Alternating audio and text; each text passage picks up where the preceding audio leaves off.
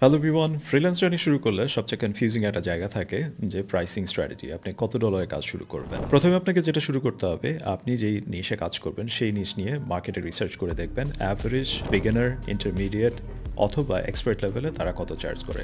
সেখানে আপনার পজিশন অনুযায়ী আপনি আপনার পার আওয়ার ডলার নির্ধারণ করবেন অথবা প্রজেক্ট ওয়াইজ একটা প্রাইস নির্ধারণ করবেন। আপনি কতগুলো ওয়েতে চার্জ করতে পারেন, একটা হচ্ছে প্রজেক্ট বেস, একটা আওয়ারলি।